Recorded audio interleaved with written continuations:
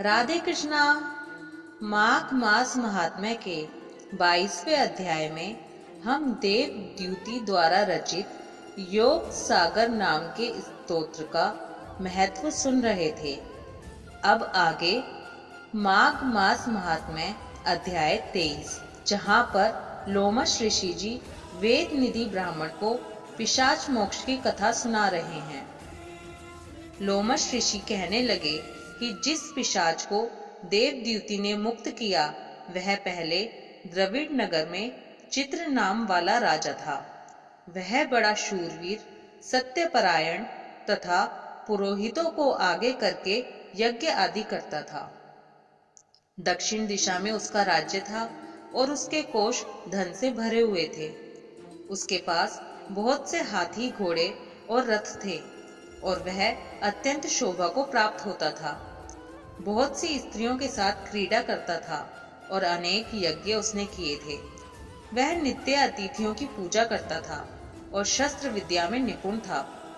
ब्रह्मा, विष्णु, महेश तथा सूर्य की पूजा सदैव किया करता था।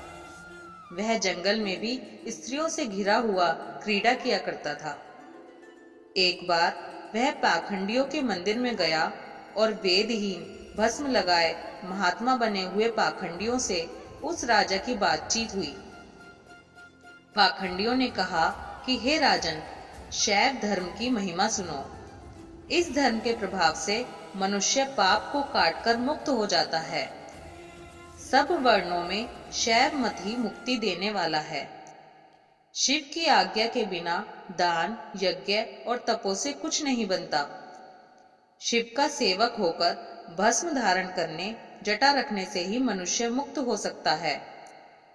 जटा धारण करने तथा भस्म लेपन से ही मनुष्य शिव के समान हो जाता है। इसके बराबर कोई पुण्य नहीं है। जटा, भस्म धारण किए हुए सभी योगी शिव के सदृश होते हैं।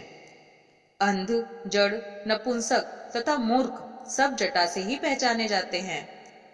शूद्र वर्ण के शैव भी पूजनीय हैं। विश्वामित्र क्षत्रिय होकर तप से ब्राह्मण हो गए। वाल्मीकि चोर होकर उत्तम ब्राह्मण हो गए। अतएव शिव पूजन में किसी बात का विचार नहीं है। तप से ही ब्रह्मत्व प्राप्त होता है, जन्म से नहीं।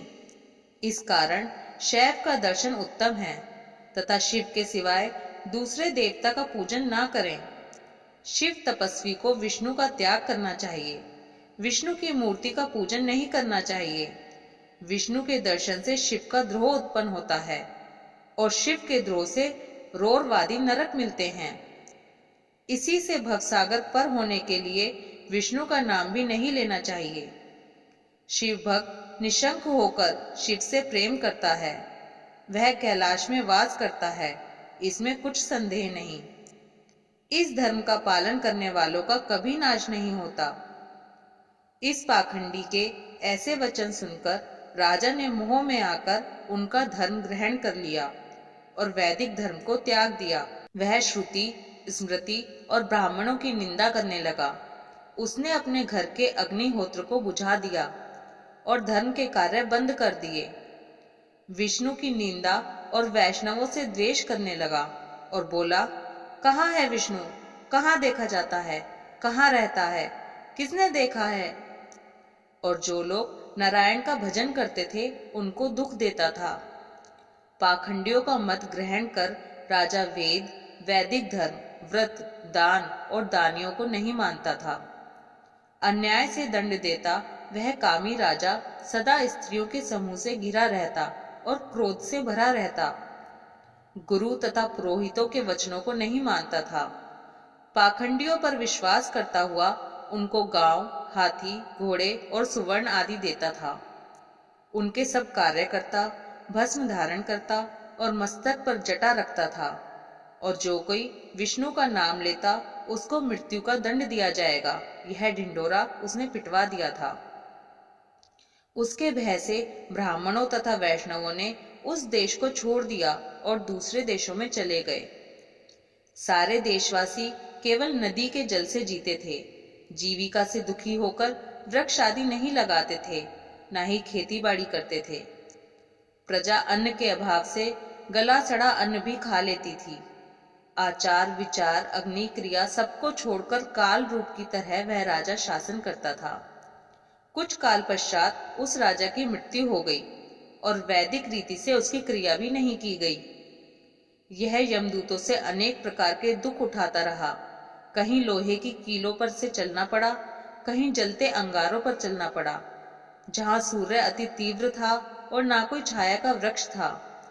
कहीं लोहे के डंडों से पीटा गया, कहीं बड़े बड़े दांतों वाले भेड़ियों और कुत्तों से काटा गया। इस प्रकार दूसरे पापियों का हाहाकार सुनता हुआ वह राजा यमलोक में पहुंचा। इस प्रकार माघ मास महात्म्य का 23वां अध्याय समाप्त हुआ। ओम माधवाय नमः। राधे कृष्णा।